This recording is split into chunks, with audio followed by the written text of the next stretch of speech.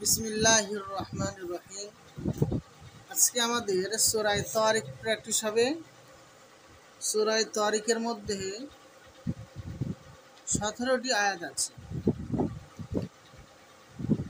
আউযু বিল্লাহি মিনাশ শাইতানির রাজীম।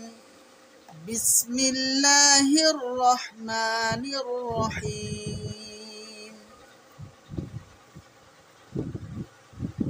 والسماء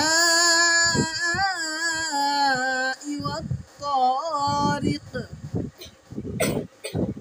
والسماء পরিষ্কার সিন উচ্চারণ করতে হবে।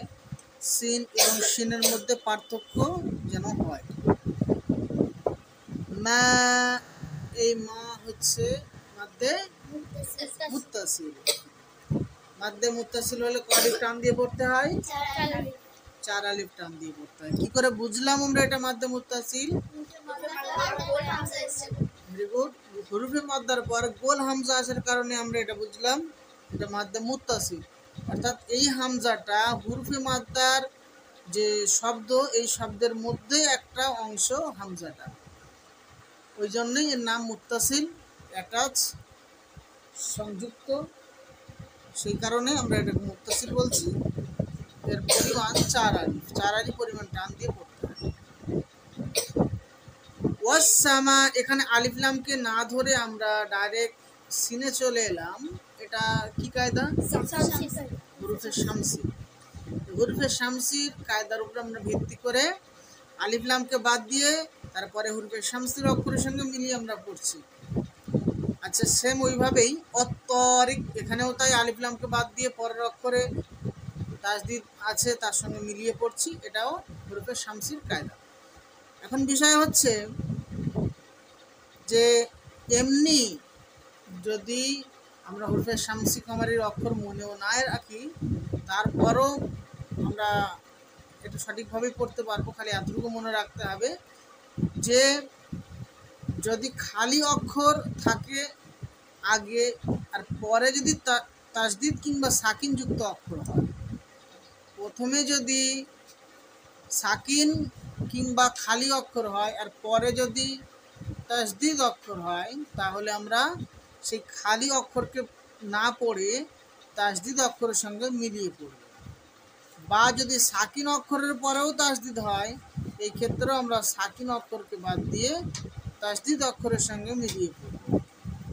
এটা যদি আমরা মনে রাখতে পারি তাহলে হুরুফে শামসি ও কমারির অক্ষরগুলো মনে না রাখলেও কাজ চলে যাবে, আশা করা যায়।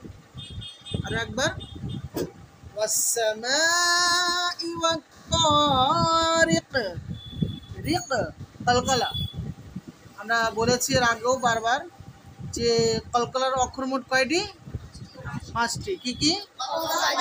কফ, তা, বাজিম, দাল। কফ, তা, বাজিম, দালের মধ্যে কফকে কি বলা হয়?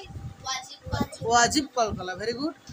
অন্যান্য কলকলা তো করতে হবে, সঙ্গে কফকে একটু ভেরি ভেরি ইম্পর্টেন্ট, এর বেশি বেশি গুরুত্ব আমাদেরকে দিতে হবে। কারণ কফ যদি আমরা কলকলা করতে মিস করি তাহলে কফ কিন্তু কাফ হয়ে যাবে, কফের উচ্চারণ কাফের মতো হয়ে যাবে। সেগুলো আমরা খেয়াল রাখবো ইনশাআল্লাহ। আর আমরা আগের ভিডিওতে বলেছি যে অক্ষরের উচ্চারণ পরিবর্তন হয়ে গেলে কতটা সমস্যা হতে পারে। লাভের থেকে ক্ষতি অনেক বেশি, সবের থেকে গোনা হবে। ওই জন্য আমরা অক্ষরের উচ্চারণ পরিষ্কার করার চেষ্টা করব। ওয়ামা আদরাকা মাত-তারিক। ওয়ামা, এটা কি কায়দা? মাদ্দা মুনফাসিল। মাদ্দা মুনফাসিল কিভাবে বুঝলাম?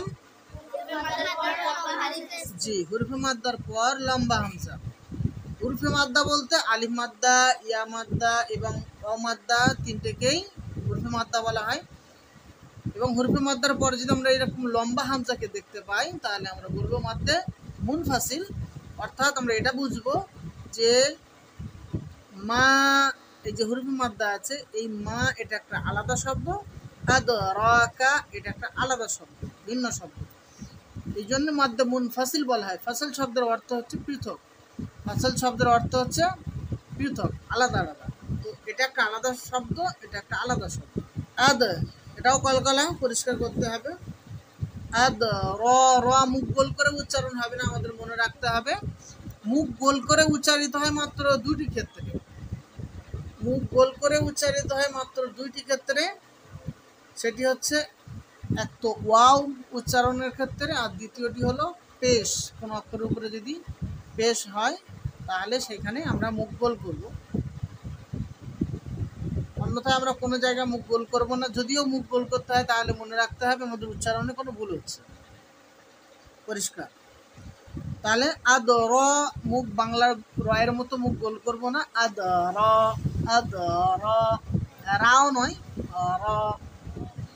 জীবের উল্টো পিঠ, মানে জীব যে আছে এই আগাটা উপরে তালুতে ঠেকাতে হয়। তালু বলতে একদম ভিতরে নয়, মানে দাঁতের উপরে, দাঁতের উপরে যে মাড়ির উপরে একটা খালি অংশ আছে, সেই জায়গাতে হালকা যেন ঠেকে, আর আমরা সেখানে কিছুক্ষণ হোল্ড করি। এটা করে আমরা র উচ্চারণ করি।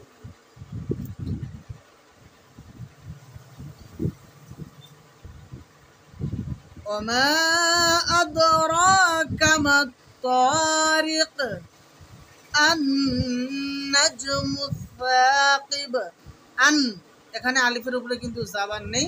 আমরা এর আগেও বলেছি যে এরকম কোনো যদি অবস্থা দেখা যায় যে আয়াতের শুরুতে আলিফ আছে এবং সেখানে কোনো হারাকাত নেই, এই ক্ষেত্রে আমরা আলিফের উপরে একটা জাবাত ধরে নিয়ে হামজা বানিয়ে নিয়ে আমরা এটাকে পড়ব।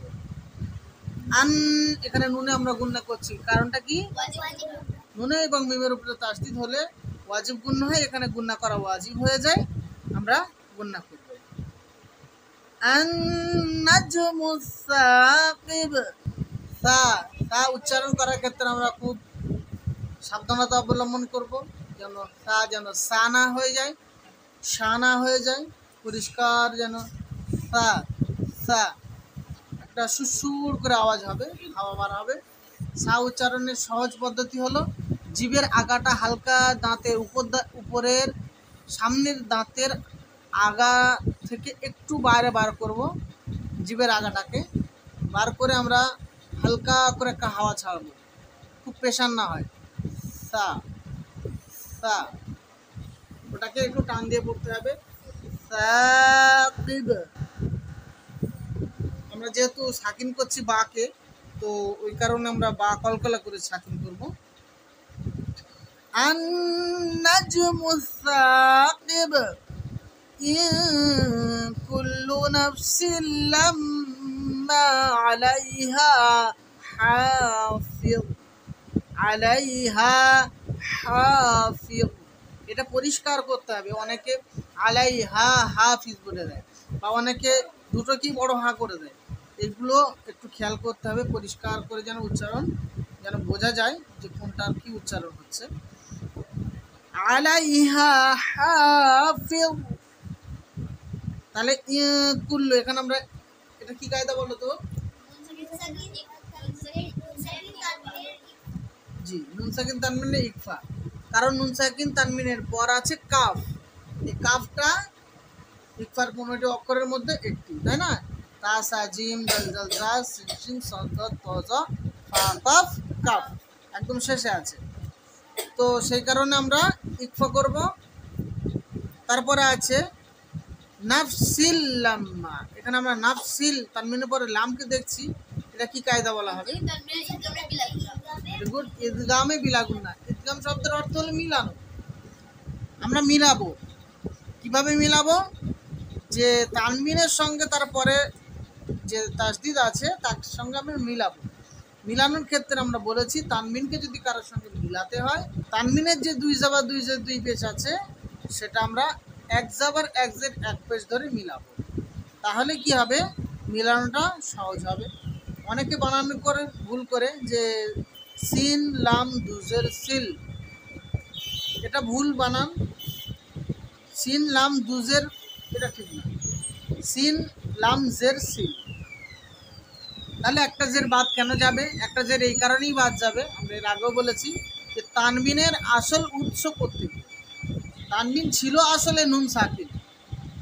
তানমিনের মধ্যে যে দুইটি জাবার দুইটি পেশ আছে, এর মধ্যে একটি জাবার একটি জেরো একটি পেশ নুন সাকিনের বদলে দেওয়া রয়েছে। এখানে যদি আমরা মেনেই নিই যে বাস্তবে যদি নুন সাকিন এখানে থাকতো, সিন নুন জের সিন থাকতো, তাহলে আমরা কি করতাম? নুন সাকিনকে আমরা বাদ দিয়ে তাসদিদের সঙ্গে মিলিয়ে পড়তাম।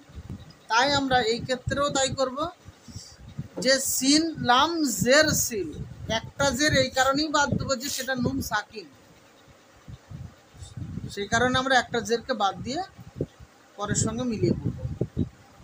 সিন লাম জের সিল, লাম মিম জাবার লাম মিম আলিফ জাবার মা, লাম্মা। তাসদিদ থাকলে দুবার পড়তে হয়, একবার তার আগের সাথে এবং দ্বিতীয়বার তার নিজের সাথে। তারপরে আর একবার কুল্লু নাফসিন লাম্মা আলাইহা হাফিজ, আলাইহা হাফিজ। আমি এটা কেটে কেটে বোঝানোর জন্য পড়লাম, পড়ার সময় পড়তে হবে পরিষ্কার করে। আলাইহা হাফিজ, ফিজ ফিজ নয় ফিজ। লাম্মা, এখানে মিম আমরা গুণনা করছি, ওয়াজিব গুণনা। তারপরে ফালয়ানজুরিল ইনসানু মিম্মা খুলিক, এখানেও তাই মিম, এটা কি ওয়াজিব গুণনা। ফালয়ানজুরিল ইনসানু মিম্মা খুলিক, খুলিক মিন মাইন দাফিক ইয়াখরুজু মিন বাইনিস সুলবি ওয়াত তারাইব। ইয়াখরুজু, ইয়াখ বলার সময় যেন আমাদের গলা থেকে খড়খড়া আওয়াজটা না হয়, উচ্চারণটা ভুল হবে তাহলে। তারপরে মিম বাইনি, এটা কি কায়দা? নুন সাকিন তানমিনের ইকলাব। ইকলাব কখন হয়? যে তানমিন অথবা নুন সাকিনের পর যদি বা আসে, তানমিন অথবা নুন সাকিনকে তখন মিমের দ্বারা পরিবর্তন করে গুণনা করে পড়তে হবে, কিছুটা ইকফা করে। তো যেটা আমরা আগে থেকে দেখতে পাচ্ছি, ছোট্ট একটা মিম লেখা থাকে যাতে আমাদের কোনো মিস্টেক না হয়, সেই কারণে। তো বানান করার ক্ষেত্রে আমরা কি করব? মিম মিম জের মিম, এখানে আমরা নুনকে আর ধরবো না। মিম বাই নিস সুলবি, বাই নিস সুলবি, এই সিন যেন না হয়ে যায়, সদের উচ্চারণ যেন সদই হয়। কেননা সদ এবং সিনের মধ্যে পার্থক্য করতেই হবে। কেন যদি সিন এবং সদের মধ্যে পার্থক্য না করা যায় তাহলে কিন্তু উচ্চারণ ভিন্ন হবে এবং মিনিংও ভিন্ন হয়ে যাবে। তারাইব, এটা কি হবে? তারাইব মাদ্দে মুত্তাসিল, গোল হামজা দেখা দিচ্ছে, সেই কারণে। চলো, ইয়াখরুজু মিন বাইনিস সুলবি ওয়াত তারাইব, সুলবি না হয়ে যায়, সুলবি সুলবি। ইয়াখরুজু মিন বাইনিস সুলবি ওয়াত তারাইব ইন্নাহু আলা রাজইহি লাকাদির ইয়াওমা তুবলাস সারাইর ফামা লাহু মিন কুওয়াতিন ওয়ালা নাসির। কুওয়াতিন, এটা কি কায়দা? ইদগামে বিল গুন্না, ইয়া ও মিম নুনের মধ্যে এসে ওয়াও, সে কারণে আমরা এখানে ইদগাম করব, গুন্না করে পড়ব। ফামা লাহু মিন কুওয়াতিন ওয়ালা নাসির ওয়াস সামাই যাতির রাজ', অনেকে রজ বলে, লাস্টে আইনের উচ্চারণ পরিষ্কার করতে হবে, রাজ'। আর একবার ওয়াস সামাই